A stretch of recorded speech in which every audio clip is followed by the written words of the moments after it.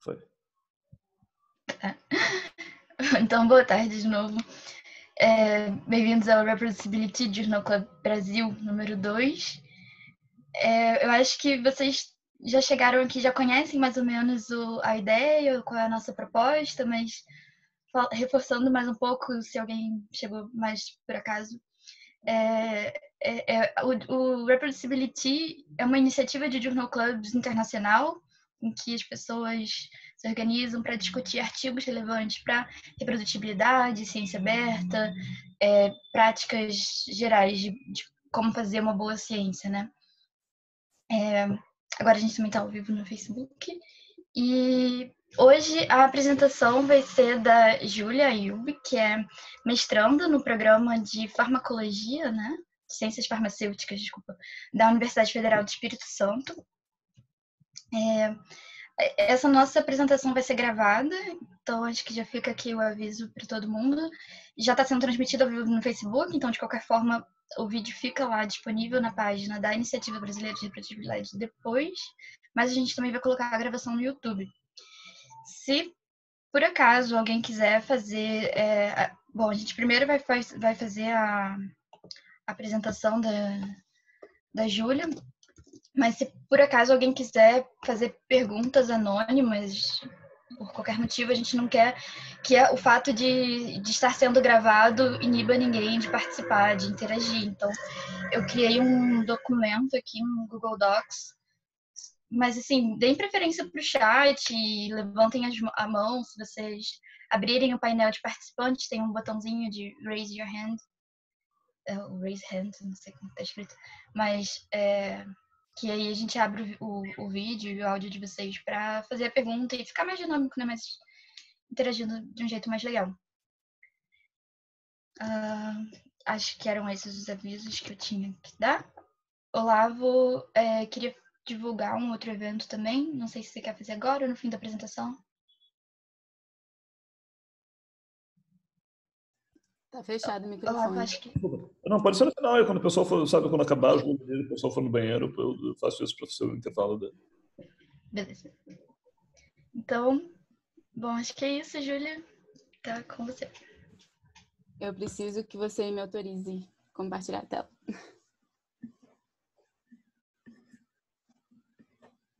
Acho que agora tá com o Olavo, né? Ah, foi já.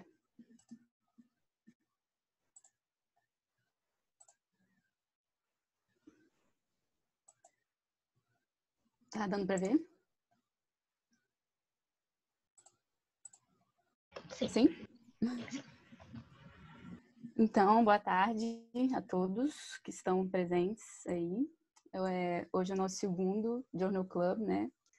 A gente vai apresentar um outro artigo sobre reprodutibilidade. Dessa vez ficou por minha conta apresentar o Why Most Research Findings Are False, ou seja, por que a maioria das descobertas científicas são falsas, que é do John Ioannidis, que foi publicado em 2005 por esse autor que é bem importante na área, né? E nesse artigo ele vem, esse médico e pesquisador vem trazendo alguns dados assim matemáticos que ele desenvolveu para provar que a maioria dos achados são falsos e trazer algumas verdades, alguns corolários, como ele chama, em cima dos fatos que ele trouxe. Então, para começar, no resumo ele diz que a probabilidade de uma descoberta científica ser verdadeira vai depender, então, do poder desse estudo, do viés, de quantos grupos estão se fazendo o mesmo questionamento, né? Quantos grupos científicos estão testando as mesmas relações, e da razão entre as relações verdadeiras e a ausência de relação, que geralmente é feita antes, né, num estudo pré-estudo, assim, para poder ver a probabilidade anterior ao estudo de qual a chance aquela relação que você vai encontrar vai ser verdadeira. Eu vou explicar um pouco mais isso depois. Então, essa probabilidade é reduzida se o tamanho do efeito do campo de estudo é pequeno, se o artigo, né, se o campo tem muita flexibilidade de análise, de design, enfim, o que acaba gerando um viés muito grande. busca de significância estatística, porque a gente acaba buscando muitos resultados que são positivos, e aí a gente acaba tendendo a querer que uma relação exista, e isso faz com que talvez ela possa não ser falsa. Um grande interesse também que está relacionado aqui, que pode ser econômico ou não, pode ser só um preconceito que a gente tem em uma determinada área, ou a gente quer que aquela relação exista, e a gente, de certa forma, acaba, ou consciente ou inconsciente, manipulando ali aqueles dados para que eles atinjam o nosso interesse. E não realizar essa pré-seleção de relações que você vai testar e de protocolos que você vai seguir, de análise, enfim. E aí ele fala que discordâncias e controvérsias ocorrem em toda a faixa de desenhos experimentais, desde estudos clínicos e epidemiológicos até as mais modernas pesquisas moleculares. Então, que a gente não pode negar que isso vai ocorrer. Esqueci de dizer que algumas, como a Clarice também disse, né, que a maioria das coisas que eu vou trazer aqui foram traduções que eu fiz, então pode ser que não tenham sido feitas da melhor forma possível, mas eu tentei. Então, essas discordâncias e essas controvérsias, elas vão existir, e que a gente precisa saber que elas vão existir, né? E que ele pode provar que a maioria das descobertas científicas são falsas. Então, como que ele fala? Começa falando que a gente está modelando a estrutura para que os achados sejam falsos positivos. Por quê? A gente tende a concluir os nossos resultados baseados em estudos únicos e avaliados tipicamente por valores de P significantes, né? P é menor que 0,05. Mas que isso faz com que os estudos sejam não ocorra a replicação desses estudos ou a falta de confirmação dessas descobertas científicas, porque o valor de P, por exemplo, não seria tão confiável para a gente assumir que uma relação exista, né? Não é isso que ele quer dizer, na verdade, que ele não quer assumir que a relação realmente existe.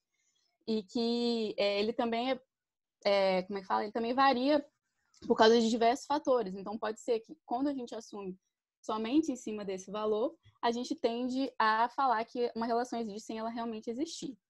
E nesse estudo ele traz que descobertas científicas são qualquer relação que tenha significância estatística.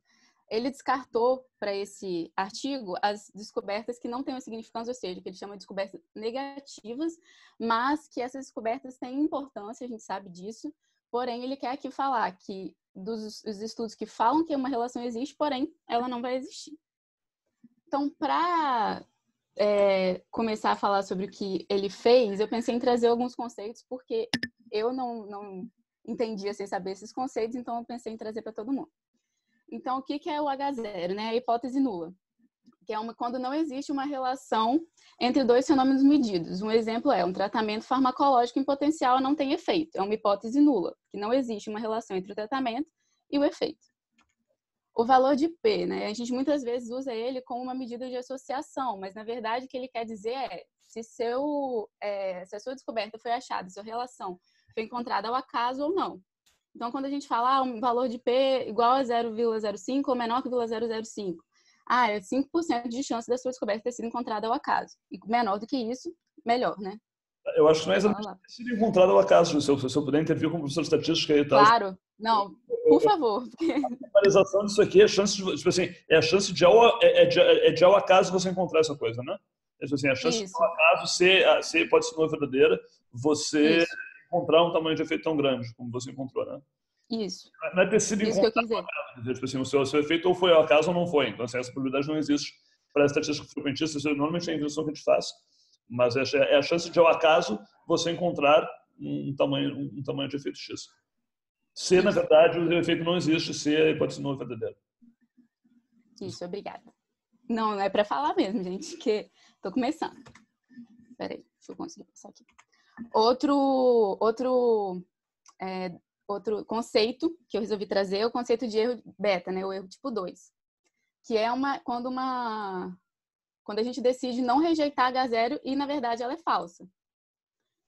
Que por exemplo, aqui, a gente fala que essa hipótese aqui é verdadeira, que o tratamento não tem efeito, mas, na verdade, ele tem. Então, a gente está cometendo o erro tipo 2, que é chamado de falso negativo.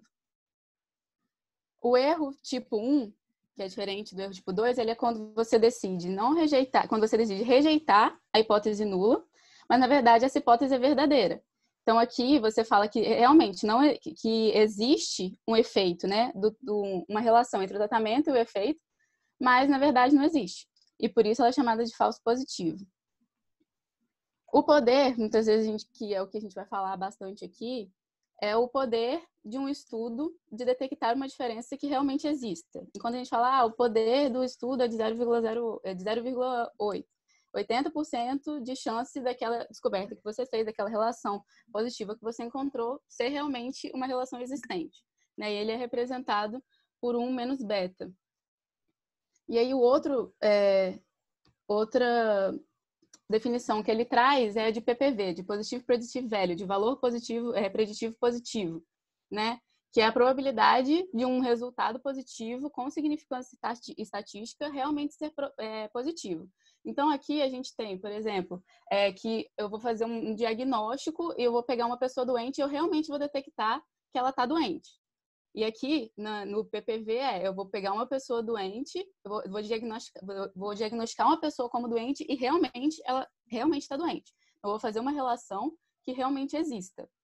E ele... Geralmente é o que você quer saber. Na verdade, isso aqui, a definição do valor de P é o contrário. Né? Tipo, você sabe, você pode ser uma verdade, qual é a chance de eu encontrar isso? O valor de P é o contrário. Né? Tipo, se eu achei um P de 0,05, qual é a chance disso aqui não ter sido o acaso? É mais ou menos o que você tinha falado a primeira vez ali e tal. Mas, no fundo, é o que você quer saber, né? Quer dizer, sabe, você tem um resultado experimental, você quer saber se aquilo ali corresponde à verdade ou não, assim.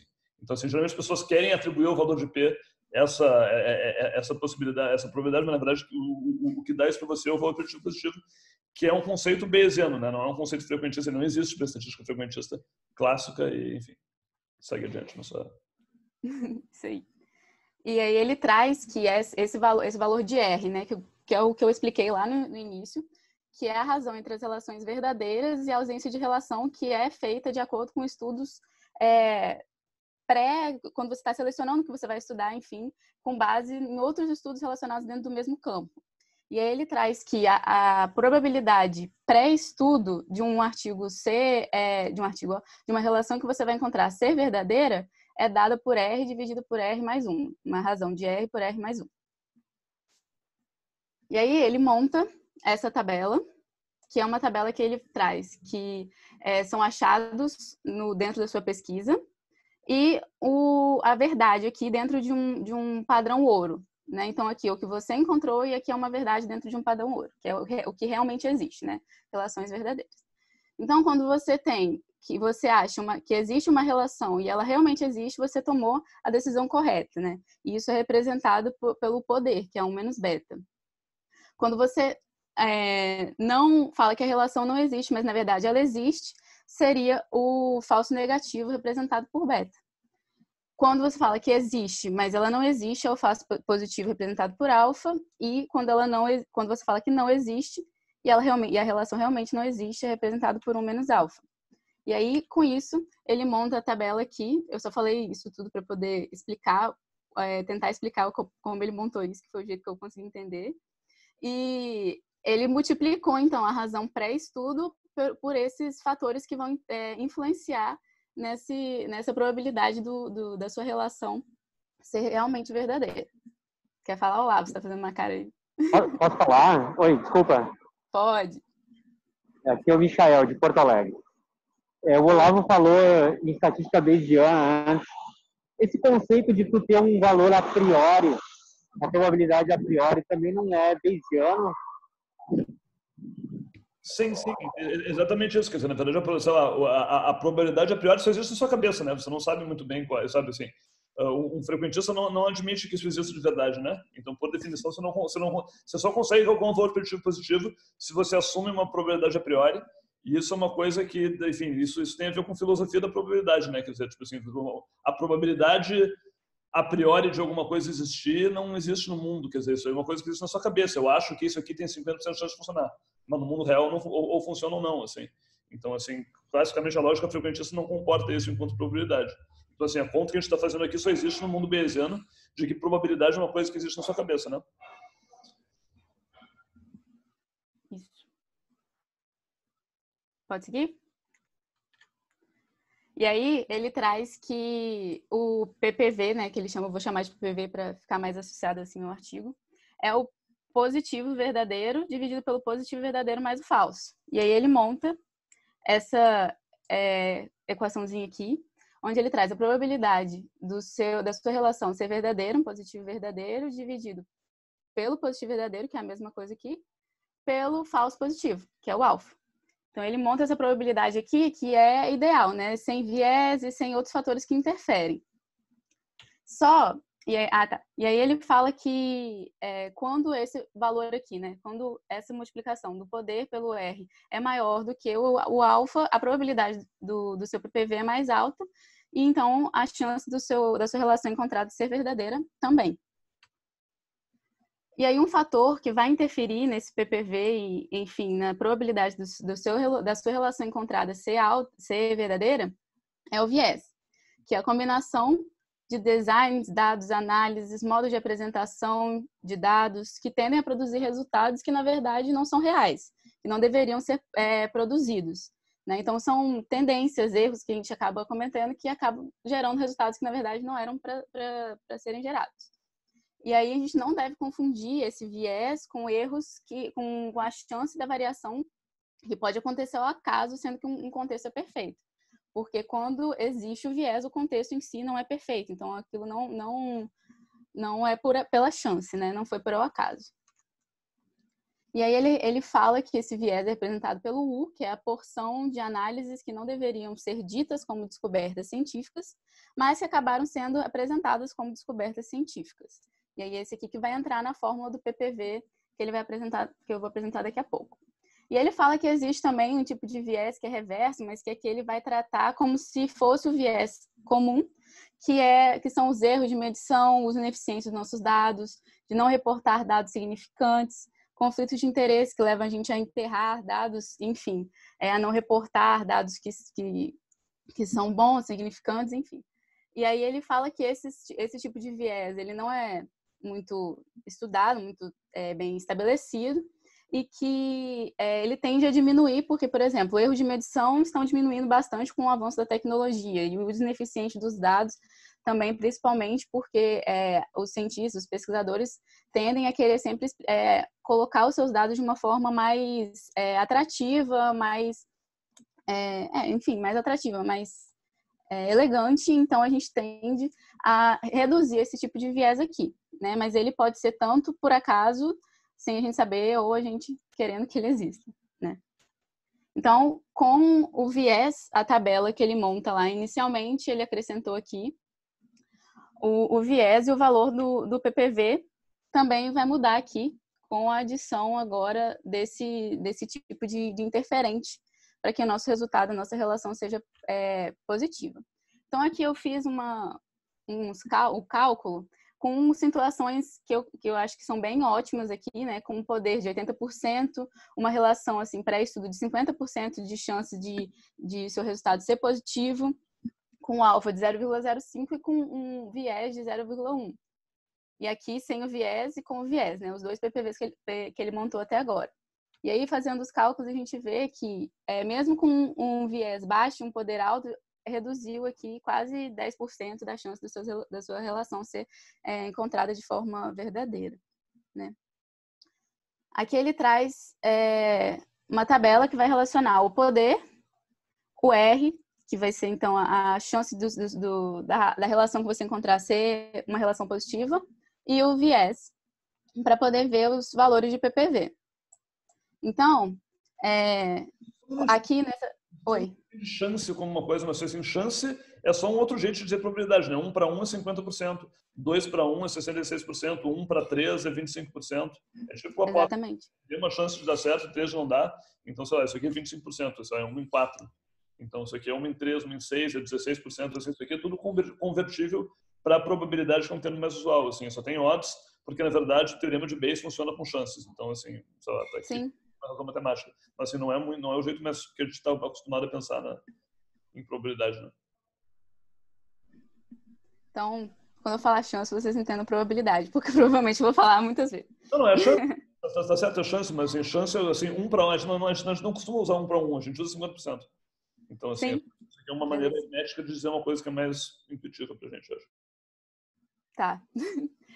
E aí, então, aqui... Então, com uma chance de 50%, uma probabilidade de 50%, né, pré-estudo, o mesmo contexto que eu falei anteriormente, né, de um estudo clínico randomizado aqui, vai ter um PPV de 85%. E aqui, quando a gente vai fazer uma meta-análise confirmatória, mesmo subindo um pouco o valor do viés, a gente tem um R e um poder aqui bem adequados e bons, então o valor do PPV não reduz tanto. Aqui, quando a gente vê esses estudos randomizados aqui de fase 1 e 2, com a diferença aqui, então, vai ser o poder vai ser baixo, aqui o R também aqui não é muito bom, você vai ter a probabilidade de encontrar uma relação positiva dentre 5 que você vai testar, provavelmente. Então, as probabilidades aqui do PPV, em geral, vão ser mais baixas, mesmo com o valor, mesmo com mais padronizado, mesmo bem realizado, com o valor do viés mais baixo. Aqui, na mesma coisa, porque aqui a gente consegue observar que o R interfere bastante no valor final do PPV, né? Porque quando a gente faz estudos epidemiológicos exploratórios, quer dizer que justamente o que o nome diz, né? Exploratório. Então, a gente vai testar um número de relações maior. E isso vai acabar que vai reduzir essa probabilidade final aqui. E a mesma coisa acontece nesse estudo de pesquisa exploratória. Mesmo com a padronização e a redução desse viés, esse R aqui quando a gente testando 1000 relações, a gente vai ter uma relação positiva. Então, o valor aqui do PPV é bem baixo. Outro fator que ele traz e que vai influenciar, então, o PPV, né, a probabilidade pós-estudo, são esses testes por vários grupos, né? Vários grupos de pesquisa se fazendo o mesmo questionamento e testando as mesmas relações. O que acontece na maioria dos casos, porque os mesmos questionamentos são feitos pelos mesmos problemas, pelas mesmas razões em vários lugares, enfim, pelos mesmos grupos. E ele diz que, às vezes, a gente foca em descobertas isoladas de um grupo e faz uma interpretação isolada desses resultados, porque é muito provável que, muitas vezes, a gente foque nos resultados que são positivos ou que sejam mais significantes, porque eles chamam mais a nossa atenção, mas que isso, de certa forma, é errado, porque a gente tem que olhar o grupo de maneira geral, grupo de pesquisa de uma maneira geral, para poder interpretar de forma correta esses resultados. Então, ele vai montar outra tabela de probabilidades aqui, e dessa forma, da mesma forma que ele montou a primeira, só que elevando a N, que esse N seria o número de grupo testando as mesmas relações. E aí, ele monta outro valor de PPV, de probabilidade pós-estudo. E ao testar aqui novamente, para a gente ter uma ideia mais visual, assim, o PPV sem nenhum desses interferentes, com viés, e agora com um grupo, mais de um grupo testando as mesmas relações, aqui eu usei os mesmos valores usados anteriormente, só que aqui com um N de 5, ou seja, 5 grupos testando as mesmas relações. E aí a gente encontra um PPV de 0,81, que mesmo sem a presença de viés, o que também é difícil, né, não apresentar viés, também reduziu uma parte aqui do PPV. E ele monta aqui, ele traz esses 2 gráficos, esses 6 gráficos, e aqui mostrando, então, a probabilidade pós-estudo, que é o PPV, relacionada à probabilidade pré-estudo, que ele chama, que é o R, né? Em 3 tipos de poder diferentes, um poder alto de 80%, um poder intermediário de 50%, um poder de 20%, e aqui relacionando aos valores de viés, e aqui embaixo aos valores de N, né? De quantos grupos estão testando as mesmas relações. Eu acho que aqui o mais importante a gente ver é que, em todos os casos, quanto maior o R, maior vai ser o PPV. E que, por exemplo, em casos extremos, aqui, ó, nos 2 casos aqui da linha da curva amarela, no viés de 80, de 0,8 aqui, e no N de 50, grupos testando, nem o poder mais alto consegue manter alta probabilidade pós-estudo aqui em nenhum dos casos. Então, acho que isso é o mais importante da gente observar, que quando a gente tem esses fatores interferindo muito, nem a gente realizando um estudo com um poder mais alto, a gente consegue essa probabilidade mais elevada. E aí, dentro de tudo isso, com todos esses fatores que ele traçou, ele traça alguns corolários, que ele chama, né? Algumas suposições em cima desses fatos. São 6. O primeiro deles é esse aí. Quanto menores foram os estudos conduzidos em um campo científico, menores as probabilidades dos resultados serem verdadeiros. Então, amostras pequenas resultam em um poder menor. A gente viu que é um fator que interfere bastante na nossa probabilidade pós-estudo. E aí ele traz o exemplo, então, de estudos grandes, estudos grandes, né, que são, por exemplo, estudos clínicos randomizados em cardiologia, né, que você vai ter um grande número de indivíduos testados, enquanto em estudos moleculares você vai ter um N muito menor, um estudo muito menor. Então, a probabilidade que esses estudos grandes encontrem resultados verdadeiros é maior nesse caso do que em estudos menores. O segundo quanto menor o tamanho do efeito em um campo científico, menor a probabilidade das descobertas científicas serem verdadeiras. Porque esse também, o tamanho do efeito também vai interferir, então, no poder desse estudo. E aí, alguns estudos com grandes efeitos, por exemplo, que ele traz a relação existente entre o câncer de pulmão e os pacientes fumantes. Então, que tem um tamanho de efeito grande, então vai ter uma probabilidade, um poder de estudo maior. E aí ele fala que alguns campos de estudo que têm o tamanho de efeito pequeno, o tamanho de efeito baixo, tendem a ser utópicos, de testar algumas probabilidades e algumas relações que provavelmente vão ser encontradas ao acaso e que não são verdadeiras, quando esses campos de estudo têm esse tamanho de efeito menor. 3, né? 3. Quanto menor o número quanto maior o número e menor a seleção das relações testadas em um campo científico, menor a probabilidade das relações serem verdadeiras. E aí isso acho que está relacionado ao próprio R, né? Quando a gente testa um grande número de relações também, a gente tem uma chance maior de encontrar que alguma delas seja positiva, que alguma delas seja significante. E aí isso também interfere diretamente no PPV, igual a gente viu na tabela lá que ele montou anteriormente. Então, ele diz que estudos confirmatórios tendem a ser, achar relações positivas, na maior parte verdadeiras, quando relacionado a estudos de hipóteses, que são mais criativos, que testam maior número de hipóteses, enfim. Então, estudos confirmatórios tendem a achar relações verdadeiras de uma forma mais fácil, assim.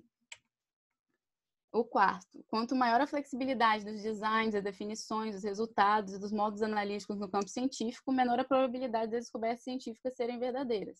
Até porque essa maior flexibilidade vai aumentar, então, o viés desse estudo, né? Se a gente não faz esse delineamento de tudo que a gente possa fazer, de obter padrões, de fazer um protocolo, de falar quais análises a gente vai fazer, enfim. E ele também traça isso para os resultados, para que tipo de resultado você está esperando, né? Porque, por exemplo, um fator universal que ele traz é a morte. A morte é um fator universal, né? A fatalidade. E aí, existem fatores e respostas que você pode achar que são multifatoriais, como uma escala de esquizofrenia que ele traz também. Então, isso é mais... como é que fala?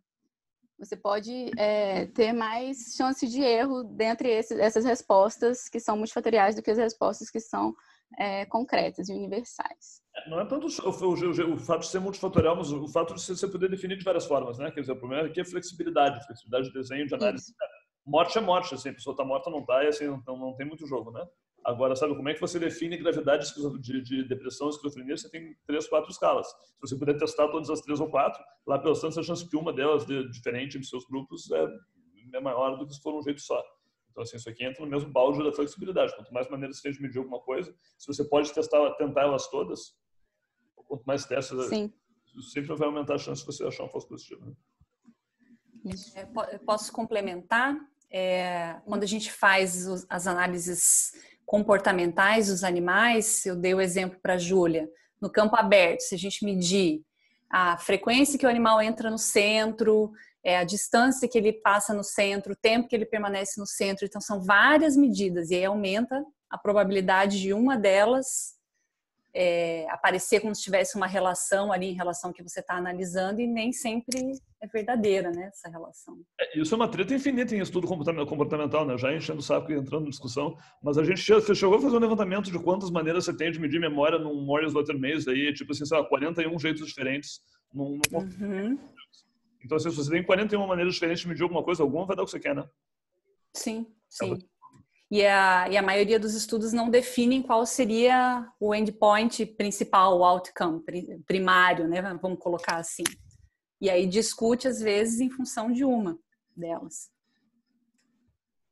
Sim. Então, cabe também um pouco da subjetividade aí dos resultados também, né? A quinta é: quanto maior o interesse dentro de um campo científico, menor a probabilidade dos resultados serem verdadeiros. Também o interesse vai acabar que vai aumentar o viés do estudo, porque a gente tende a querer que os resultados sejam aquilo que a gente espera, né? Que gera que caibam dentro daquele preconceito que a gente tem em determinada área, igual a gente estava falando anteriormente, né? Eu quero que um resultado seja esse, então eu vou testar um monte de relação com vários testes até que eu ache o que me interessa, né? A significância que seja interessante para mim. Então, isso acaba que aumenta também esse viés, e que não são só interesses financeiros, né? Como a gente tem muito costume de falar de interesse financeiro dentro da indústria farmacêutica, né? Mas não são só esse tipo de interesse, e também quando a gente tende a enterrar, às vezes, os nossos próprios dados para não ir de contra alguma coisa que a gente já publicou, ou que alguma outra pessoa de outra área publicou, enfim. Isso também está dentro do interesse. E a última é que quanto maior o número de grupos envolvidos em um campo científico, menor a probabilidade das descobertas serem verdadeiras, né? Porque tem muita competição de resultado e de você querer mostrar resultados positivos, de mostrar significâncias estatísticas altas, né? Altas significâncias, e de você, às vezes, não mostrar alguns resultados, enfim. E igual a gente falou, quando tem muitos grupos testando as mesmas hipóteses, pode ser que um deles vai encontrar alguma coisa que pode não ser verdadeira, né? A chance de você ter um achado falso é maior. Michel, quer comentar alguma coisa? Oi, sim, obrigado. Acho muito curioso isso, né? Que a competitividade sobre um determinado tópico de pesquisa, ao invés de levar ao maior esclarecimento, ele enviesa pelaquele lado que está tendo destaque como publicação. Então, eu deveria esperar exatamente o oposto, né? Que a competitividade levasse a dados contraditórios, e que aí numa meta-análise eu tivesse mais próximo da verdade. Eu não entendi exatamente por que ele fez essa assunção para o modelo. Se alguém puder esclarecer, porque eu acho que poderia fazer perfeitamente uma assunção para o lado oposto. Quer dizer, me pareceu um tanto arbitrário essa definição dele. Alguém tem alguma coisa para enriquecer aí? Eu acho que... Pode falar, Olavo. Não, você pode falar também. Fala, Júlia, primeiro. Não. Depois, senão a gente fica muito comprido nas discussões agora. Acho que já deve estar perto do fim. Tá, mas assim, discussão no meio, discussão no final, acho que tudo bem. Eu acho que eu também fiquei um pouco na dúvida quando eu li isso, mas ele mesmo fala que é um tópico que é contraditório, que ele traz como contraditório, mas pelo que eu entendi, é justamente isso. Quando você tem mais grupos testando as mesmas hipóteses, a chance de você encontrar alguma coisa ali vai ser alta. Do mesmo jeito de você testar fazer vários tipos de teste e você acabar encontrando alguma relação por ali. E aí, e essa competição por resultado, eu acho que é mais na questão dessa significância mesmo, de querer mostrar, de querer apresentar aqueles dados de uma forma que sejam mais atrativos. E aí você acaba tornando uma coisa que não é real, assim. Pelo que eu entendi, foi isso. Na verdade, assim, tem um pressuposto muito, muito forte por trás do modelo aqui e tal, que a gente pode argumentar que é forte demais, vou te dar razão se você quiser argumentar isso, que assim, ele está assumindo full publication bias, né? Ele está assumindo que assim, só o que é significativo acaba publicado. E, obviamente, isso aí não é necessariamente verdade. Assim, não é completamente mentira, sei lá, enfim. Acho que assim, tem campos em que isso é razoavelmente verdade. Você tem, sabe, se você for pegar a chance, a porcentagem de artigos que mostram algo significativo em algumas áreas, realmente a grande maioria. Mas, evidentemente, tem a coisa, assim, pô, mas se sair um artigo dizendo isso aqui, se você botar uma coisa, não, isso aqui na verdade não existe, ao contrário, isso acaba sendo publicado em algum lugar. Então, obviamente, isso aí é um pressuposto muito forte, né? Ele está assumindo que, assim, pô, nada negativo é publicado. E agora, se nada negativo é publicado, por definição, quanto mais gente tenta alguma coisa, lá pela se alguém acha o resultado positivo, só esse cara publica.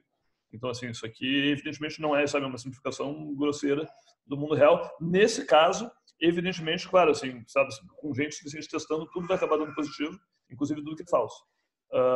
À medida que você relaxa esse pressuposto de publication bias, isso vai diminuir naturalmente, assim, e tal. E você vai, se você chegar num mundo que todo mundo publica tudo, aí, obviamente, quanto mais gente está trabalhando, melhor, porque você tem uma meta-análise com o corpo inteiro de tudo que foi feito. Então, assim, na verdade, sabe, você vai saindo do mundo em que quanto mais gente está trabalhando num tema melhor, quanto mais gente está trabalhando num tema pior, à medida que você vai tendo mais e mais e mais viés de publicação. Assim. E, claro, onde é que está o viés de publicação real de um campo depende do campo e é difícil saber, na verdade. Nessa situação do coronavírus, desculpa, Clarice, nessa situação do coronavírus, de certa maneira a gente observa isso um pouco, né? Uma corrida para quem vai publicar primeiro um resultado, e acho que esse item 6, nessa situação, poderia parcialmente aí acontecer. Não sei. Uma crítica que eu acho que é importante, que outros autores já fizeram nesse ponto aqui dele, é que talvez seja exatamente o contrário, não por causa da síntese de evidências, porque se você existir um viés de publicação, você vai continuar tendo isso. O efeito sumarizado ainda vai ser enviesado, né? Mas o que esses outros autores argumentam é que em campos mais quentes, onde você tem mais competitividade, você também atrai mais atenção, e com isso você vai ter mais gente não conseguindo replicar. E mesmo que cada um individualmente não consiga publicar, existem exemplos que já aconteceram na pesquisa em que gerou um movimento, assim, campos muito quentes geraram um movimento de tentar confirmar um resultado e não conseguiram, e individualmente esses estudos não foram publicados a princípio, mas depois a literatura conseguiu se corrigir nesse sentido, assim. Mas, enfim, eu estava tentando guardar as críticas que eu ia fazer. IPS, né? O cara que se suicidou, inclusive, depois, que era só mexendo no pH, um protocolo de diferenciar célula, e aí todo mundo ia fazer aos montes, um monte de IPS e tal. Aí, óbvio que é um negócio super quente, vários laboratórios testaram, e aí caiu por terra logo em seguida. Exatamente. Então, acho que conseguiu esclarecer aí. Outro ponto que ele traça é que algumas descobertas científicas podem ser simplesmente uma medida precisa de um viés predominante, né? Que ele fala que alguns campos científicos podem ser nulos, e a gente às vezes não quer acreditar que o campo que a gente está é nulo ou que existam campos dessa forma. E um exemplo que ele dá é, por exemplo, né? Nenhum nutriente é associado com o desenvolvimento de um determinado câncer. Mas, de acordo com a literatura, 60 nutrientes analisados, todos eles estão associados com esse determinado câncer. Então, a gente acaba reproduzindo, quando a gente está testando dentro desse campo de estudo, assim, acaba achando relações que são ao acaso e que muitas vezes não são reais, e que a gente acaba reproduzindo, né, esse tipo de viés que teve aqui nesse estudo que achou essas relações. Então, a gente acaba reproduzindo esse erro encontrado em um estudo predominante aí. E ele diz que muitos efeitos muito grandes e significantes podem ser sinais de um grande viés na maioria dos campos de pesquisa atuais. E por isso a gente tem que ser crítico, né? Tanto com os nossos trabalhos, tanto com os trabalhos que a gente lê e que a gente toma como verdade, que a gente acaba se baseando em cima. Então, quando a gente vê alguma coisa um efeito muito grande ou muito significante, para a gente ser crítico em cima desses dados. Então, por fim, como podemos melhorar essa situação? Ele diz que não tem regra 100%, que não tem como a gente mudar isso 100%, mas ele dá uns toques aí para que a gente possa se atentar um pouco mais e tentar melhorar isso, né? Aumentar a chance dos nossos resultados, as relações que a gente encontrar serem realmente verdadeiras. Então, aumentar o poder, né? Estudos maiores e com viés mais baixo podem ajudar, mas lembrando que estudos grandes também possuem viés, né? Quanto maior o seu N, mais relações você testa, você também pode ter um viés mais alto. Também utilizar as probabilidades para estudo, né? Não só perseguir a significância estatística, buscar saber das probabilidades para estudo daquele campo que você está trabalhando, fazer registro dos prévios dos seus estudos, dos seus protocolos, das análises que você vai fazer e aderir a esses protocolos para diminuir, então, o viés dentro desse campo, dentro dos estudos que você está fazendo, das relações que você está testando. Que se não deve enfatizar uma única descoberta dentro de um grupo, igual eu falei anteriormente, né? E sim observar o todo, que a gente tende a achar bonito quando tem muita significância estatística e priorizar esse tipo de estudo, mas que a gente deve olhar o todo dentro de um campo científico para depois tomar uma verdade. Que realizar grandes estudos, igual ele falou, mas baseados em quais critérios? São critérios de interesse, critérios de marketing, critérios de interesse financeiro, porque se não forem critérios que são embasados, né, que são bons, né, porque grandes estudos também podem aumentar a probabilidade de você encontrar um resultado que nem sempre é verdadeiro, né, e aumenta também a chance de você ter um viés. E por fim, de você analisar o viés detectado em campos vizinhos pode ser útil para pensar no seu desenho experimental, para você evitar de repetir os mesmos erros, de ter o mesmo viés no seu experimento, no seu estudo, mesmo com a subjetividade que existe dentro dos campos, né, em relação aos possíveis tipos de viés. Enfim, é isso. Obrigada, Júlia. Parabéns, foi ótimo. Foi a nossa primeira experiência com a discussão ao longo da coisa. Então, desculpem se eu fiquei meio sem saber muito bem como lidar com isso. Particularmente prefiro, assim, que fala.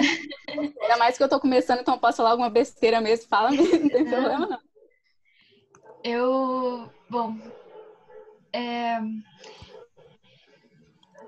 Em preparação para o journal, eu li algumas críticas a esse estudo, né? Esse é um dos artigos assim, mais clássicos em reprodutibilidade. Eu acho que ele ganha muita atenção. Acho que desde que ele foi publicado, ele é de 2005, ele é praticamente antigo já, né? E acho que boa parte da atenção que ele recebe tem a ver com essas afirmações muito, muito alarmantes que ele faz de que a maior parte das coisas é falsa, né? Mas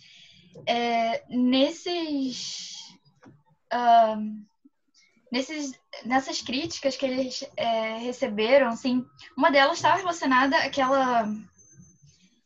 a várias das coisas que ele assume para o modelo, né? Mas também por ele tratar muito dos resultados como significativos ou não significativos, assim, positivos ou negativos, de uma forma muito dicotômica, e sem considerar um tamanho de efeito que é observado ali, né? Você pode ter toda uma variação e como é o efeito que você encontrou. Mas acho que uma das críticas mais importantes que eu encontrei eram relacionadas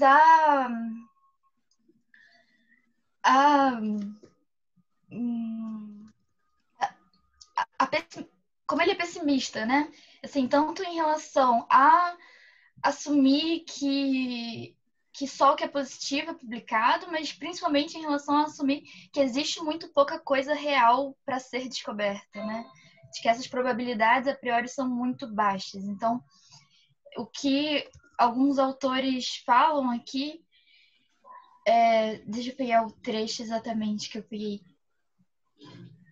É que o que ele... Bom, foi um artigo escrito por Goodman e Greenland que eles falam que a única coisa que esse artigo consegue demonstrar é que nenhum resultado vai causar muito impacto na hipótese, porque a hipótese já tinha uma chance muito baixa inicialmente de ser verdade. E de uma outra forma, o que Jeff Leake coloca também em uma revisão dele sobre, que inclui esse artigo, né? Desculpa, distrair com o chat aqui. É que ele compara com a questão dos testes de diagnóstico de screening populacional. Então, se você tem uma doença que a prevalência é muito baixa, você já vai ser difícil, como ele colocou também na apresentação, né? Essa comparação com a coisa do teste de diagnóstico. Eu, pessoalmente, tenho várias outras dúvidas ou coisas que eu colocaria em discussão aqui. Mas eu queria abrir primeiro para vocês, se alguém ficou com alguma dúvida específica, quer levantar um ponto para a gente discutir mais. Eu acho que Eu adicionei uma terceira suposição pessimista importante aí, tal, que eu faço de que achados são publicados em completo isolamento, né? Quer dizer, as suposições básicas são full publication bias, aí tem valores de R, poder, etc., que são variáveis, e viés, e aí a gente pode discutir o quanto que eles são plausíveis ou não. Mas tem uma terceira que é assim, você achou um valor de P, primeiro, você só publica quando você achou um P menor de 0,05, segundo, você sempre publica qualquer P menor de 0,05, independente de tudo que tem em volta dele, assim, e tal. Que, de novo, com ensaio clínico que você faz sozinho, assim, e tal, você vai fazer, tem um resultado no final ali e tal, de fato é verdade, né? Mas, geralmente, se você pegar um artigo de ciência básica, você tem 4, 5, 6, 10, 15, 20, 50 experimentos, às vezes. E, sabe, a conclusão disso aqui não é um valor de P, são um monte de coisas em sequência, né? Então, assim, acho que isso modela um pouquinho mal esse mundo também, no sentido, assim, e estatística não tem uma boa maneira de lidar com, isso aqui deu positivo, mas aquele método também deu, então o que a gente acha, né? Então, assim, na verdade, isso é um defeito da estatística. Mas, assim, ele está considerando cada achado, cada resultado significativo completamente isolado do resto do mundo. E não é verdade, né? Walter.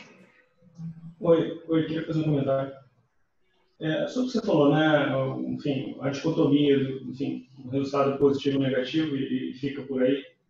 Assim, na clínica, eu vou citar algo assim, na clínica, na perspectiva do paciente, para você, fazendo uma quimioterapia para uma doença avançada, vamos dizer assim, uma doença cujo o curso a gente já sabe qual é.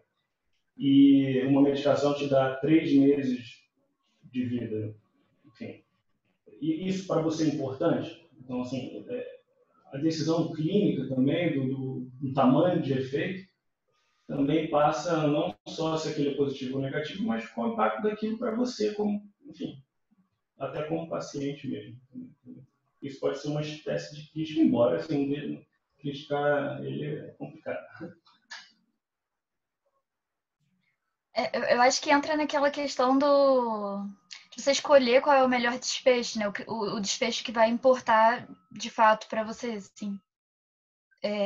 Mas eu acho que isso é sei lá, pode ser uma boa prática da pesquisa clínica, mas a gente não tem muito esse hábito na pesquisa básica, né? Não sei como é que é a composição do grupo total aqui, mas pensando que se a gente veio da Iniciativa Brasileira de Reprodutibilidade, eu imagino que a maior parte trabalha com pesquisa básica, não é um hábito muito comum, né? O Thomas levantou o dedo ali. A Ana Paula tinha falado no chat que queria fazer uma pergunta antes também. Thomas, E depois, Michel, dá para levantar a mão no menu participantes aqui, você pode botar levantar a mão, a gente enxerga você também. Então, Ana Paula, depois Thomas, depois Michel. Eu não encontrei o levantar a mão no menu, só tem bater palma e... Tem participantes e aí você...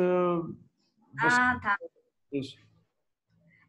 Não, a minha pergunta é com relação ao texto, porque na hora que você estava caracterizando o viés, acabou que mostrou, tipo, na fórmula, mas eu não entendi direito como que ele caracteriza o viés.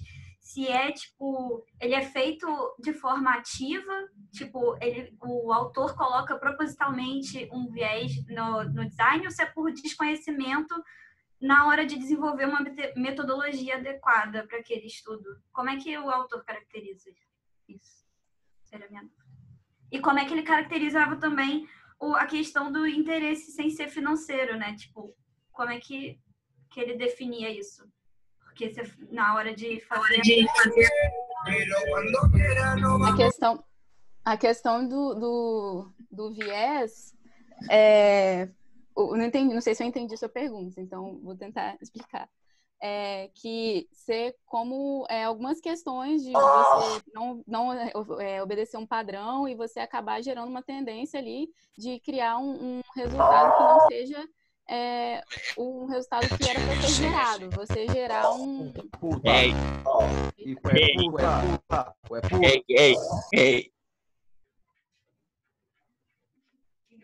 Entrou uns... Acho que começamos com Zoom bombings aqui.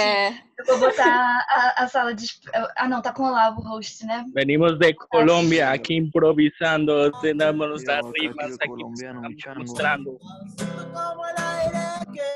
Olavo, tá com o host, você tem como... Ou você quer me passar? Meu Deus.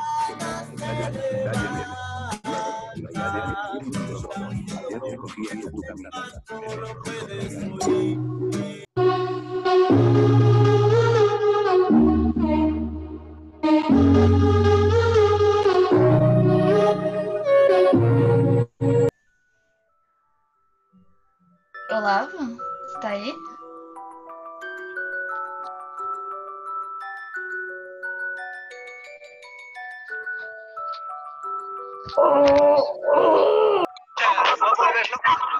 Olá.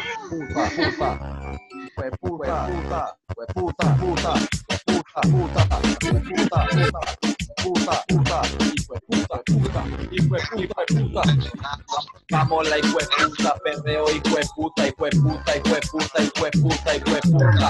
Esto es un perreo, hijo de puta, hijo de puta, hijo de puta, hijo de puta, hijo de puta.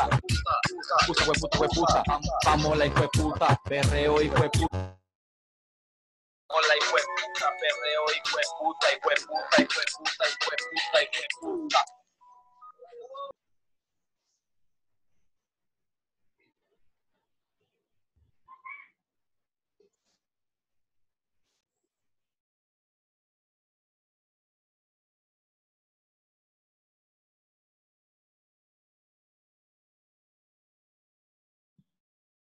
Olá, você tá mudo.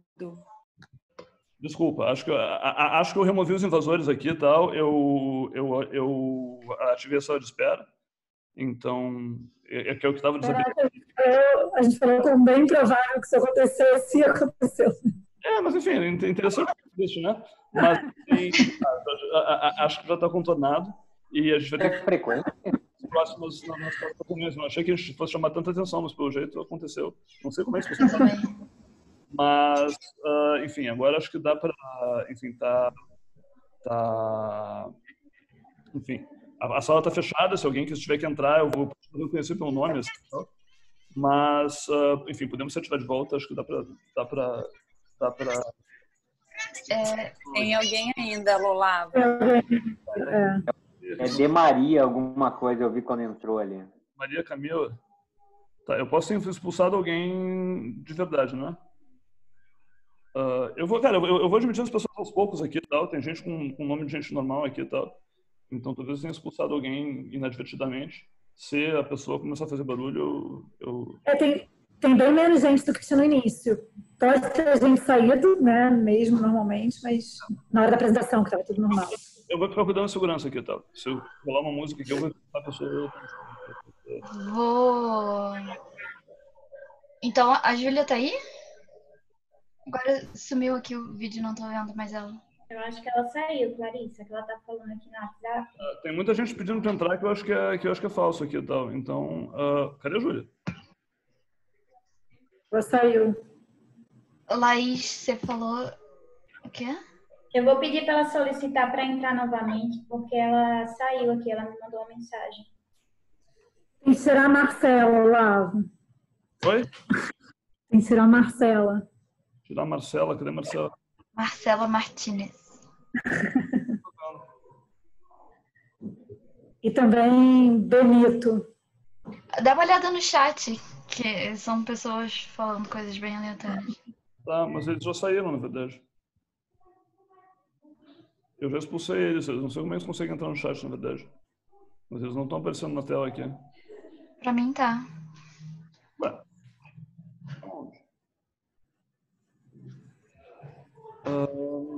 Não achei. Aqui, Marcelo, achei. Desculpa. Vamos ver. E a outra pessoa é Benito Camela, né? Benito. Eu não tô achando ele. Mas tá, acho que segue adiante aí, cara. Igual eles estão mutados, né? Então...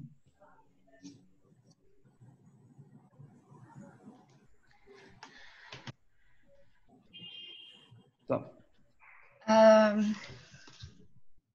A Júlia tinha saído, mas acho que ela tá entrando de novo. Ô, Clarissa, desculpa, eu liguei para ela, ela falou assim que o Olavo retirou ela da sala, então quando ela tenta entrar, aparece a mensagem que o host retirou e que ela não pode mais entrar. Aí ela vai tentar entrar no da mãe dela, que chama Vânia. Desculpa. Eu removi ela, foi sem querer, desculpa. Justo ela. Quando eu entrar aqui, então, eu tenho que... Bom, se eu puder, então, ir respondendo a coisa dos vieses e conflitos de interesse, para a gente não ficar muito tempo esperando. Nesse artigo, ele mistura muito as várias fontes de viés, né? Desde os propositais até aqueles que são por acaso, assim, por desconhecimento ou por algum artefato de um desenho experimental que não foi mais adequado possível. Essa também é uma outra crítica muito importante, porque ele combina em uma medida só vieses que vão ter impactos muito diferentes no resultado final, né? Então, se você junta a coisa de um erro, de uma falsificação de dado, de um erro proposital, que vai completamente... vai transformar um resultado que não era significativo em um resultado que era significativo, que passa a ser significativo, isso deve ter um impacto muito diferente na literatura do que você simplesmente omitir um resultado negativo, né? Você afirmando uma coisa completamente falsa deve ter um peso muito diferente do que você só não encontrar evidências de que ela é verdadeira, enfim. Ou eu fiquei pensando mais em usar uma metodologia inadequada, né? Sem você saber, a falta de conhecimento estatístico, acho que até discutiu em algumas aulas de ética com o Olavo. Enfim, eu fiquei pensando nesse sentido. Ser menos proposital, menos omissão de dados e mais um desenho experimental fraco, não sei. Na verdade, o termo matemático é agnóstico, né? Porque, assim, sei lá, na verdade, o que ele está querendo dizer assim, são resultados que são negativos que, na verdade, foram para positivo por desconhecimento do autor, por intenção, por whatever, né? Assim, 10% ou 20% das coisas que eram negativas se tornaram positivas. Por que foi? Na verdade, não está modelado. Poderia ser qualquer coisa. Entendi. E ele não explica, né, como que ele definiu também cada um desses valores, né, pro viés. Eu acho alguns valores bem altos, assim, em termos de viés, né? 80% provável, mas enfim.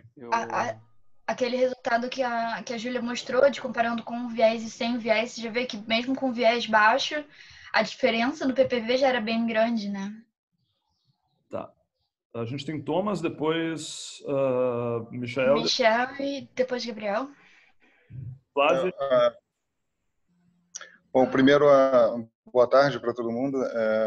Parabéns pela apresentação, também parabéns pela iniciativa. Eu acho que eu tenho duas perguntas. Eu acho que também tudo isso que a gente está discutindo hoje é fruto do fato que você tem um incentivo, né? Hoje em dia você tem um incentivo para publicar. Isso depende de carreiras de pessoas, laboratórios dependem do número de publicações. Aí quando você tem incentivo para fazer alguma coisa, você tem todos esses vieses que acontecem, vide o Freakonomics, né? Eu acho que provavelmente muita gente aqui já leu esse livro. A minha primeira pergunta é em relação foram ditos alguns exemplos aqui no final, acho que falou dos nutrientes com relação ao câncer, né? O quanto existe algum exemplo claro em que houve um impacto significativo na saúde, na economia, no fato que você tem essas publicações em que porque isso acaba tudo sendo diluído e no final eu acredito que o método científico de uma forma ou de outra ele vai os dados vão sendo corrigidos e o que é importante se sobressai, e é claro que é sempre mais difícil você publicar em uma revista que tem de alto impacto, enfim. Então, essa é a minha primeira pergunta. E segundo, quem seriam os gatekeepers dessa nova da iniciativa que vocês estão falando, que está sendo proposta aqui, ou é proposta no trabalho, em que está se partindo daqui, você como um PI, você tenta realizar o seu estudo considerando tudo isso, não ficar só almejando um P menor que 0,05, coletar os dados de forma correta e tudo.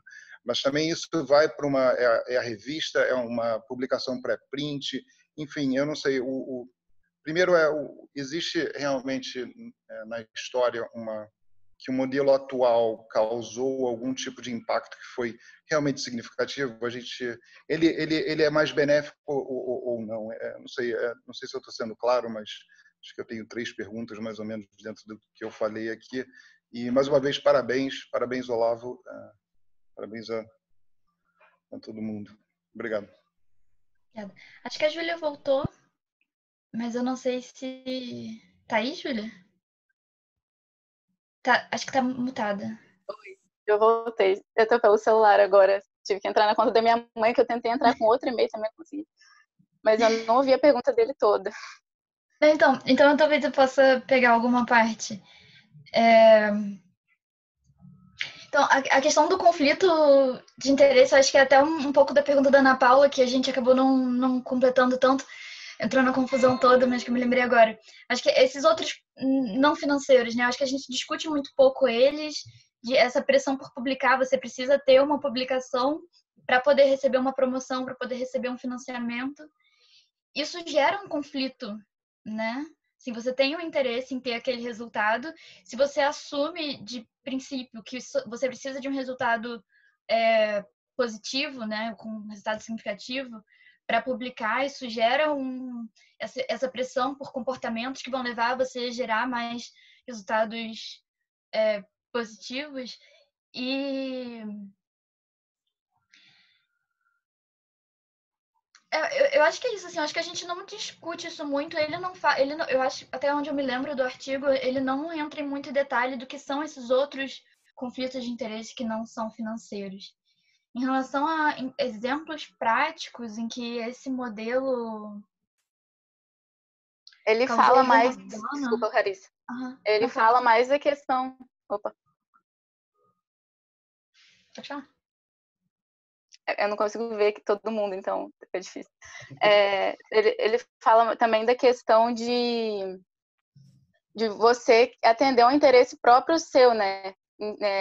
Não, por exemplo, de uma linha sua de pesquisa, de você achar um resultado aparecer uma relação que você queria que aparecesse, né? Então, isso também vai além dos interesses financeiros, né, que são interesses próprios, né, de um preconceito que você tenha dentro daquela determinada área que vai influenciar nos resultados que vão aparecer ali.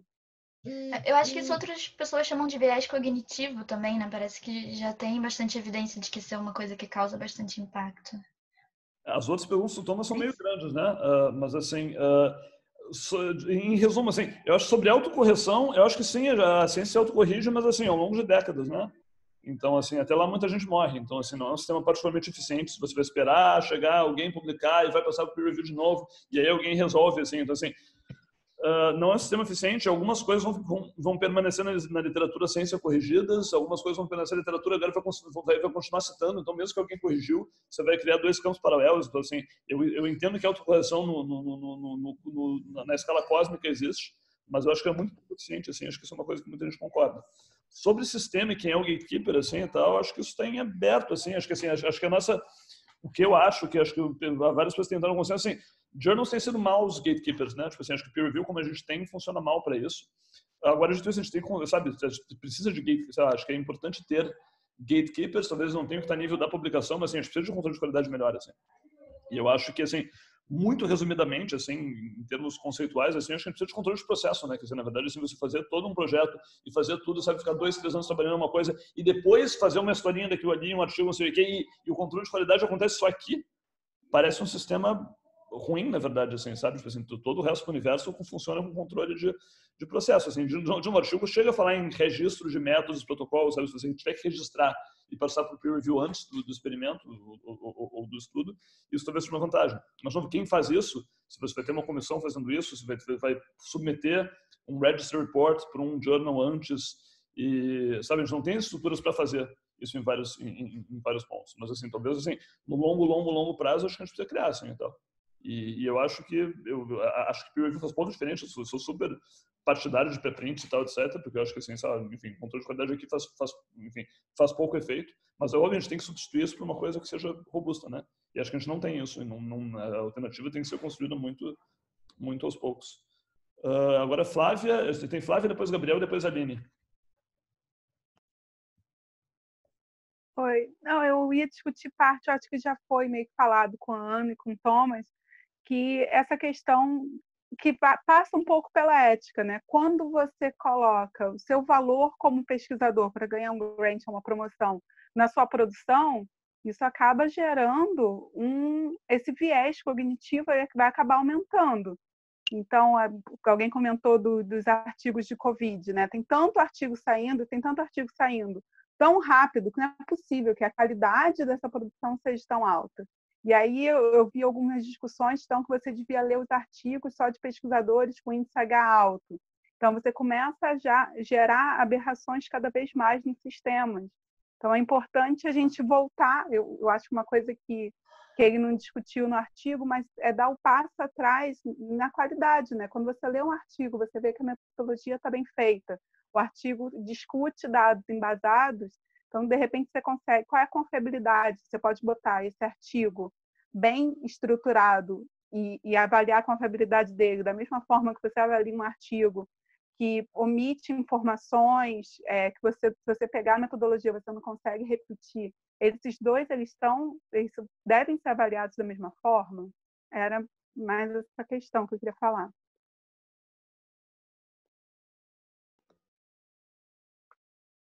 Eu acho que é bem isso, né? E faltou dele comentar um pouco. Acho que a coisa dos pré-prints e do Covid até vai um pouco além disso tudo por causa do impacto social, né? E que vai além do meio científico, assim, mas para qualquer artigo, está falando de comunicação entre cientistas, todo mundo deveria, em princípio, é capaz de ler e entender a metodologia, né? Como você falou, e julgar por si próprio se aquilo, quanto você confia naquilo, né? Mas isso partindo do princípio de que a gente tem todas as informações disponíveis, eu acho. De novo, nem todo mundo consegue avaliar tudo, né? Tipo assim, tem coisas que eu não sei avaliar e eu gostaria de saber quem recorrer, assim. A ideia do journal, do peer review é exatamente isso. Tipo assim, pô, eu não sei avaliar, mas teve fulano aqui que sabe e disse que tá ok, assim, então. Agora, funciona mal, mas a gente tem que ter formas de certificar avaliações também, né? E, assim, por mais que eu concordo com a Flávia, que tipo assim, você só lê coisas de índice H acima de X, acaba completamente com, sei lá, com a democracia, né? Mas tem uma tensão real, né? Tipo assim, entre certificação e democracia, assim. Você tem, na física tem um caso clássico, que é o Archive e o Vixra, né? O Archive é super aberto, um repositório de preprints, né? Mas ele tem uma certa validação mínima. Você tem que ser certificado por algumas pessoas para poder publicar no Archive, não sei o quê. E tem gente que acha que isso é um absurdo, porque é antidemocrático. E eles criaram o Vixra, que é o Archive ao contrário. Mas, cara, o Vixra só tem doido, né? Então, assim, a certificação do Archive é mínima. Eu quero saber se alguém conhece você e você não é louco. E de forma geral, funciona muito bem, assim. Então, se você tira essa certificação mínima, você vira uma casa de lunáticos, assim. Então, assim, talvez tenha um mínimo de não democracia, de elitismo que seja necessário, assim, então. Agora, claro, você não quer, no limite isso se torna, enfim, dogma puro, né? Então, assim, mas não é tão simples, né? Tipo assim, você não pode, você tem que conseguir, é o que eu estou fazendo aqui para botar as pessoas para a sala, assim, sabe? Sem botar seu nome aqui e tal, aparece seu nome em português aqui, que eu acho que é plausível. Se aparecer, enfim, código não sei o que, eu não estou botando. E a gente deixou, não, vamos deixar entrar todo mundo, deu merda, assim. Então, assim, tem isso aí, sabe? O sistema, sabe, daqui a pouco robôs da Rússia vão aprender a fazer artigos e vão estar botando no archive. Então, assim, tem que ter alguma espécie de filtro mínimo, tem que existir. Senão, mas você não quer fazer um filtro que você só lê gente sênior, não sei o quê, porque realmente você matou a originalidade, né? Então, assim, é uma tensão real, eu acho. Gabriel? Oi. Aquela hora eu ia falar sobre a questão do viés no modelo, né? Além de tudo isso que já falaram, de não ser descrito exatamente quais são os tipos de viés e tal, tem também a questão, acho que ele varia o viés, o número os parâmetros que ele utiliza de viés, eles variam de 0 a 1, né? Mas não fica muito claro, por exemplo, qual seria a diferença de um viés de 0,4 para 0,5.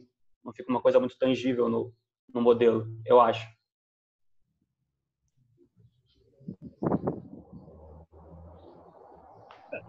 Também acho. Assim, mas o viés tem uma definição perfeitamente clara no modelo, né? Tipo assim, quantos por cento dos resultados negativos ficam positivos? Ele é uma coisa contínua ali e tal. E claro, 50% é muito, possivelmente, né? Tipo, 50% tipo assim, você sempre dá um jeito do troço dar certo. Eu tenho a impressão que a vida real é um pouquinho mais para baixo, mas, de novo, a gente não tem como estimar isso, até porque são muitas causas possíveis. Assim, então, são muitas coisas, né? Sim. A definição é bem matemática, não é um número, sabe? Enfim, a gente não sabe. Ele é um número de resultados negativos que alguém dá um jeito de conseguir um P-005. De alguma Mas forma. o que isso representaria na prática científica é que não fica muito claro, eu acho, né? Sim, foi. Que era coisa que teria mais possibilidade de impacto prático, não sei. Então se é isso que está causando problema, então vamos parar de fazer essa coisa. Eu concordo com isso daí também. Foi uma coisa que ficou na minha cabeça, eu tentando trazer porque mesmo vendo esse modelo todo matemático assim, a gente fica tentando trazer para a parte prática, né? E aí eu fiquei também com esse negócio do viés na cabeça, o que isso representa, como é que a gente muda isso, assim, o que eu posso fazer justamente, como a Clarice falou, para mudar isso, né? Para reduzir isso na prática, né? Também fiquei com isso na mesma cabeça. Agora, não sei se tem alguém na fila aí agora. Oi? Tem alguém na fila das perguntas agora? Tem a Aline Roncalho, tá com a mão levantada, né? Oi, vocês estão me ouvindo? Oi, sim. Oi, eu sou mestranda aqui no Laboratório de Neuropsicofarmacologia da USP.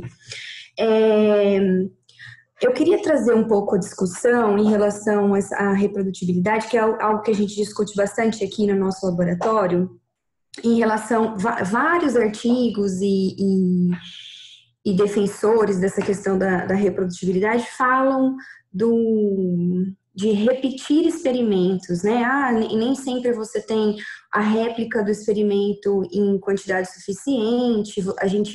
Eu trabalho com comportamento, né? Então, comportamento a gente faz experimento hoje, amanhã a gente repete igualzinho e não tem o mesmo resultado, né? E qual a variável aí que eu não consegui controlar e não consegui isolar para fazer diferente ou igual, né? Eu já tinha lido esse artigo uma vez e participei de uma conferência alguns anos antes que trazia essa mesma discussão. E aí a questão é, como que a gente encaixa, né, toda essa discussão de que é preciso reproduzir o experimento mais de uma vez para confirmar o seu próprio resultado, né? Com as questões de ética no uso de animais. Porque o grande empecilho que a gente tem é sempre, mas eu uso um modelo que eu preciso de 20 animais por grupo. Às vezes eu tenho 6, 8 grupos, então eu uso um N gigantesco às vezes. E o seu sempre me questiona, é realmente necessário você usar tudo isso de animal? Mesmo mostrando as questões de estatística, que eu preciso ter um N muito grande para ter uma estatística não paramétrica. É isso que eu queria colocar em primeiro ponto. Como que a gente encaixa tudo isso de reprodutibilidade com a questão da ética no uso de animais? Uma outra coisa que eu queria colocar também, a Flávia falou um pouco disso, da questão de descrever melhor às vezes a gente não consegue reproduzir um experimento de um grupo que está do nosso lado aqui, no mesmo prédio do nosso lado, porque não tem a descrição correta do experimento, né? Ou eu pego um artigo na literatura e quero reproduzir aquilo e não consigo porque os autores não colocaram a metodologia suficiente para que eu consiga reproduzir aquilo. Eu tenho que ficar recorrendo ao autor e ele nem sempre é acessível, né? E ainda nessa questão de artigo, eu acho que o que poderia ser uma melhoria seria a gente começar a colocar, que já tem, né, mas algumas revistas não aceitam, as limitações do estudo, né? A gente teve XYZ limitações, tanto na questão da conclusão do estudo, né? Esse estudo permite concluir que, dentro, né, de XYZ, e também um pouco das condições em que o estudo foi realizado, né? Eu realizei essas condições, os meus estudos nas condições XYZ, então talvez você não tenha o mesmo resultado porque você não tem as mesmas condições, porque é que eu acho que ele fala um pouco de contexto perfeito aí, né? Que é onde eu discordo mais do autor. E, por último, a minha última consideração é que se a gente ficar tentando, né, encaixar tanto nos padrões, eu entendo que a reprodutibilidade, a gente tem que buscar pela excelência, sim, mas se às vezes a gente fica buscando tanto encaixar em padrões e reproduzir tanto o que o autor do índice H maior lá fez de fato, a gente pode perder um pouco a serendipidade da ciência, né? As novas descobertas, as descobertas ao acaso. Então, eram essas as minhas considerações. Não sei quem... Alguém... Claro. Eu sempre posso comentar, mas... Não, eu ia falar que...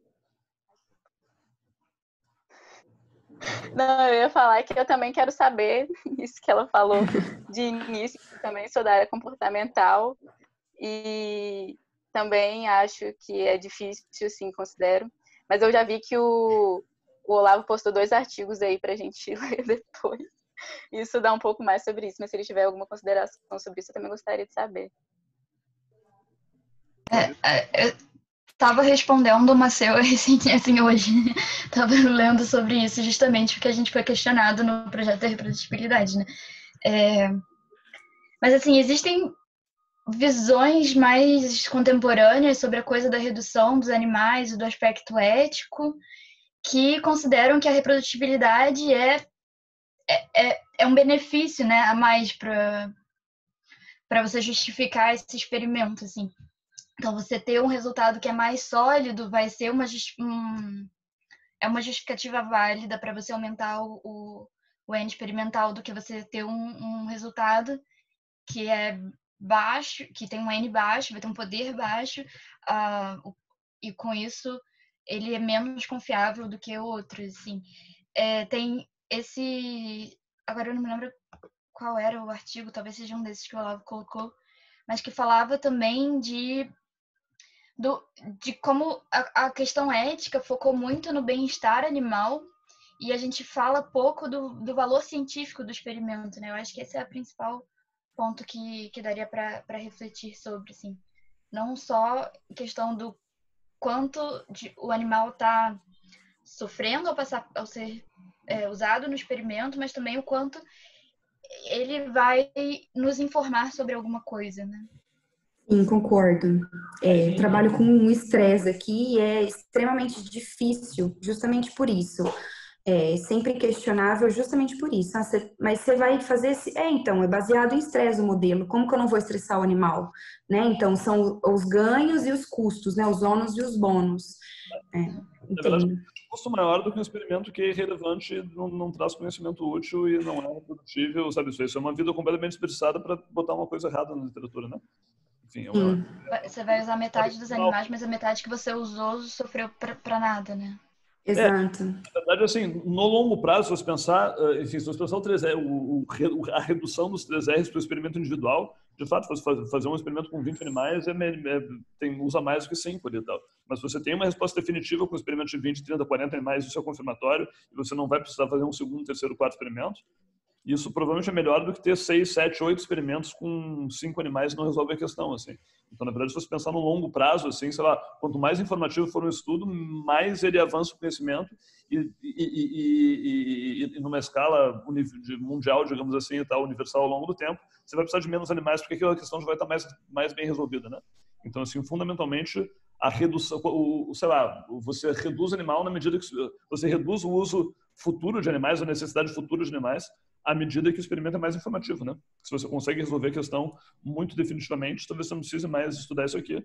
E no longo prazo você acaba reduzindo, né?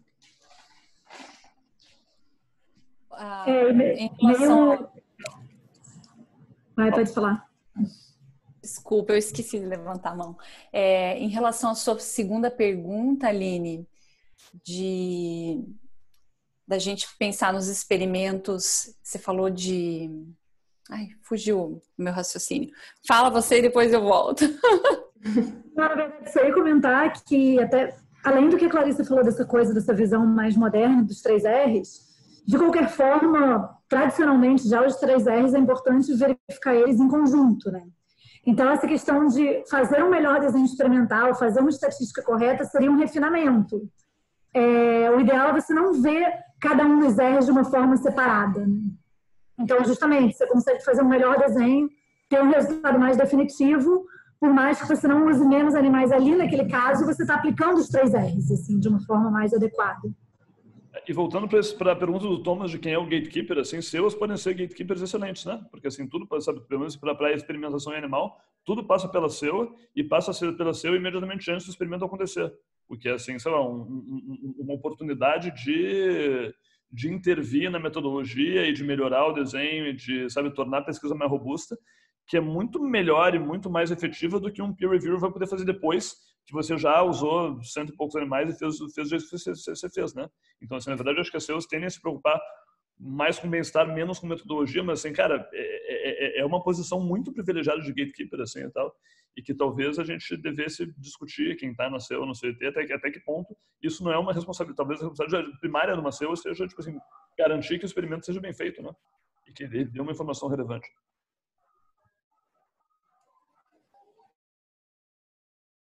Vanessa, queria responder alguma coisa sobre essa pergunta? Que a Aline falou em relação a, às vezes, não conseguir acessar o método, né? E aí não conseguir reproduzir porque a gente não tem os detalhes do método. Eu acho que é importante, que é o que o Olavo e a iniciativa vocês têm discutido, a gente ter acesso a mais detalhes, que os artigos sejam melhor descritos em relação a isso, mas aí tem o outro lado que vocês têm discutido com a gente, que seria...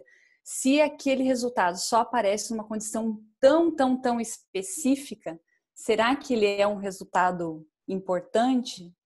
Não é? Não sei se eu estou errada no que eu estou colocando, Olavo, mas foi essa minha percepção do que a gente tem discutido. Eu acho excelente como comentário. Se vocês pegarem o primeiro dos últimos artigos dos artigos que eu mandei ali e tal, esse, enfim, da Nature Review Neuroscience, assim, ele é muito sobre isso, né?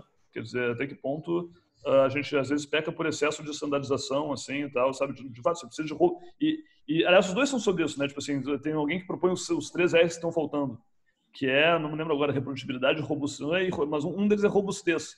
Quer dizer, assim, e ele é reprodutibilidade, reporting e robustness, né? E um deles, sabe, até que ponto isso aqui é uma coisa muito particular dessa condição específica versus isso aqui vale.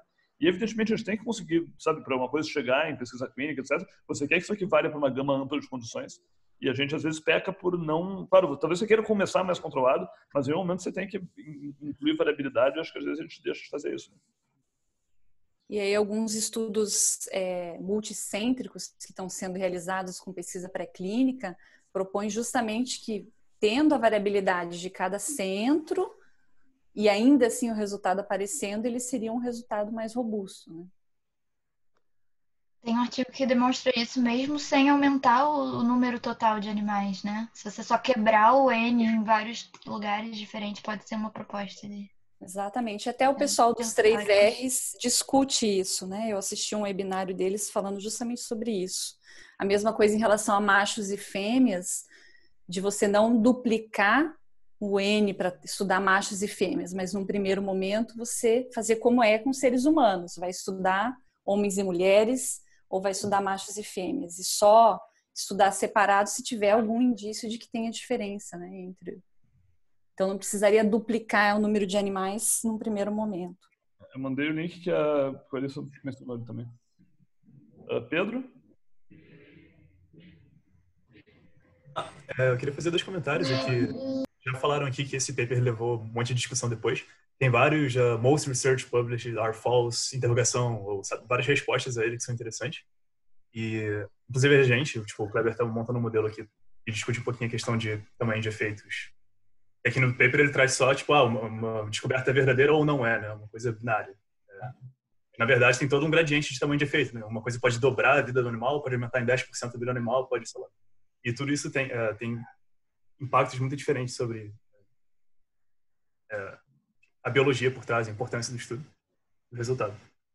Mas o que eu queria comentar, na verdade, tem um que é Most research purposes are false, but replication goes a long way, que trata um pouquinho de o que a gente falou, teve uma confusão lá de muitos grupos trabalhando no mesmo campo científico, isso ser uma questão de diminuir confiabilidade. Mas assim, isso, uma das grandes assumptions que o Olavo já falou também é tipo, que as coisas são independentes, né? Então ninguém replica nada do outro. Você só está estudando muita coisa no campo, você só publica o positivo, ninguém publica o negativo e gera esse efeito que ele está falando nesse paper. Mas a partir do momento que você tem grupos replicando o trabalho de outras pessoas, isso deve ir publicando e discutindo isso. Naturalmente, a ideia acho que converge para a ideia de correção de ciência e tal, dentro de um campo. Valeu. Alguém mais, gente? Júlia, Clarissa, querem fazer últimas considerações? Sim, eu acho que sempre fico feliz de os artigos trazerem discussões que vão além do que o próprio assunto, né? E peço desculpas pela coisa da falta de senha, que parece que foi uma bobagem minha mesmo. E acabou gerando essa confusão. Mas acho que no fim deu certo, né? Depois eu vou cortar isso tudo para poder botar no YouTube. Não, valoriza eventos, essa parte mais divertida. Eu fui excluída da festa, entendeu? Excluíram do evento. Eu fiquei nervoso, né? É apavorante para quem está manejando a parte. Para todos nós. Mas queria agradecer também, gostei bastante de todas as considerações. Foi a primeira vez que eu li o artigo, que eu comecei a estudar isso agora, reprodutibilidade agora. Então, eu gostei bastante, assim, da contribuição de todos e obrigada a todo mundo.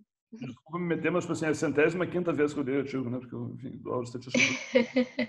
E se ninguém mais tem nenhum comentário a fazer, eu queria divulgar só um evento que a gente está organizando a partir da semana que vem, que é o No Budget Science Hack Week. Então, na verdade, ele não é vinculado necessariamente à Iniciativa Brasileira de Reprodutibilidade, mas é meio que a mesma galera, assim, tal. É a gente que organiza também, é meio que o nosso projeto irmão. Ele rolou ano passado como um Hack Week presencial, assim, quer dizer, uma semana para desenvolver projetos ao vivo. Evidentemente, esse ano não tem como, porque não dá para botar gente ao vivo numa sala fechada, trabalhando por muitas horas seguidas nesse momento. Ainda mais gente vindo de vários lugares, etc. E tal. Então, a gente moveu o evento para online aqui e tal.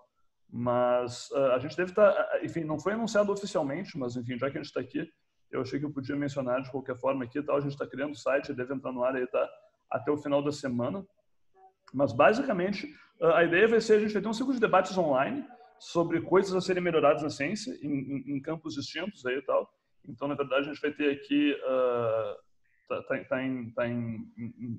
enfim, a gente está fechando os palestrantes esse ano, mas um dia sobre comunicação pública da ciência, um dia sobre reprodutibilidade e ciência de evidência, um dia sobre acessibilidade e utilidade de dados, um dia sobre publicação científica e ciência aberta. Então, assim, vão ser 4 debates sobre campos. E, basicamente, a ideia é trazer gente legal para dizer assim, poxa, o que você acha que pode melhorar? O que são coisas que são objetos de estudo interessantes que a gente precisa saber? O que a gente pode solucionar nesse campo aqui? Quer dizer, o que são coisas que a gente pode estudar que são legais? Simultaneamente aos debates que vão rolar ao longo de julho, a gente vai criar grupos no Slack para cada tema, para tentar discutir ideias de projetos, ideias de soluções a serem montadas, e a gente vai selecionar a gente para um evento não presencial, um evento online, mas que vai ser para desenvolver projetos ao longo de 2 semanas, obviamente remotamente, virtualmente, nessas áreas de interesse aqui. Então, isso aqui vai acontecer lá por agosto, na verdade. Então, a gente começa com essa série de debates. Em agosto,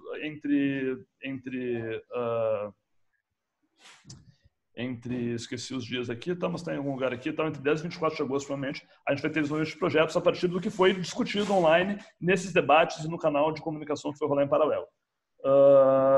E a gente vai começar, então assim, a gente vai estar anunciando oficialmente isso aí no final da semana, e para vocês, enfim, acessem nosso Facebook, facebook.com/nobudgetscience, sigam a gente lá para serem informados, mas o primeiro evento é esse aqui, rola na quinta que vem. Vai ser sobre divulgação científica, comunicação científica, com o Rafael Bento, que é da Lumina Labs, a Natasha, que é diretora de divulgação científica do Serra Pideira, e o Yuri Castelfranchi, que é da UFMG, tem um curso de comunicação científica por lá. E basicamente a ideia é levantar problemas, né? Levantar problemas, coisas importantes, coisas que a gente gostaria de estudar, para ver se a gente pilha gente online, Brasil afora e tal, a se dedicar e de repente gerar um projeto que a gente possa fazer no campo no mês de agosto. Então está todo mundo convidado para, enfim, acompanhar os debates, se inscrever para a parte de projeto e, enfim, quando sair a divulgação, que deve ser mais lá por sexta-feira, por favor, nos ajudem a divulgar e tal. A gente gostaria de ter o máximo de gente possível. A gente não sabe se vai funcionar o formato online, se a gente vai conseguir gerar o interesse que a gente conseguiu fazer no passado com o formato presencial. Mas, enfim, acho que é uma oportunidade legal de quem está querendo se envolver em projetos de meta-ciência, quem tem uma ideia ou quem simplesmente quer saber mais sobre o campo e aprender a fazer ciência no budget, se engajar em coisas que a gente acha que são importantes, o tipo de coisa que a gente discutiu aqui. E acho que é isso. Não sei se mais alguém tem... Bom, se alguém tiver mais alguma coisa ainda dá para falar, senão já vou agradecendo todo mundo pela participação também, pelos comentários, pelas discussões, as perguntas. E a gente volta na primeira quarta-feira de agosto. Com o artigo What Does Research Reproducibility Mean, né? Do Steve Goodman, tem o John Ioannidis no meio aqui também, mas se olhar o paper aqui e tal, ele é esse aqui. Não me lembro quem que apresenta, mas enfim. Espero que seja legal como foi. Assim, também fiquei bem satisfeito. Desculpa os bombing e tal. Foi falha nossa, a gente não colocou sem na reunião, devia ter. Então, espero que na próxima vez não deva acontecer. Mas, enfim, acho que valoriza o evento, né? Tipo assim, obstáculos e coisas. Sinal de que chegou longe. Não, mas não foi link, né? Foi link. E tal. Se você não põe senha, a pessoa só vai digitando IDs randômicos ali e tal até entrar. E aí você entra em qualquer coisa. Não quer dizer que a gente chegou em qualquer lugar, ou foi alguém que botou um número qualquer e acabou aqui, né? Mas enfim, será resolvido. Mas falar com o evento no contexto histórico agora. Oi? Colocou o evento no contexto histórico da pandemia, de falar o que aconteceu com a gente. Não, mas vai ser... não, cara, qualquer coisa a gente expulsa todo mundo de novo, né? Tipo assim, me senti super poderoso aqui. Você vai embora. Desculpa ter expulsado a Júlia junto. Mas, pô, batendo... Tá. Gente, muito obrigado, foi ótimo. Tá perdoado. Esse é tio eu conheço de ficar mais quieto das próximas vezes. E era isso. Muito obrigado. Vou parar a gravação aqui.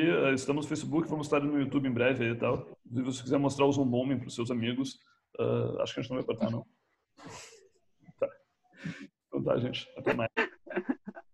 Um abraço. Tchau, gente. Tchau. Tchau, gente. Tchau. Obrigada, Júlia, de novo. Obrigada a vocês. Eu mandei vários links ali no chat também, se alguém quiser dar uma olhada. Eles vão ficar por ali. No meio de vários comentários, tipo... Filho da puta, cala a boca. Essa é a nossa música. Você não falou que era pra xingar, pra chamar atenção? Eles levaram ao pé da letra. Bom, então tá, gente. Valeu. Tinha alguém que não tava prestando atenção no seminário. Tá?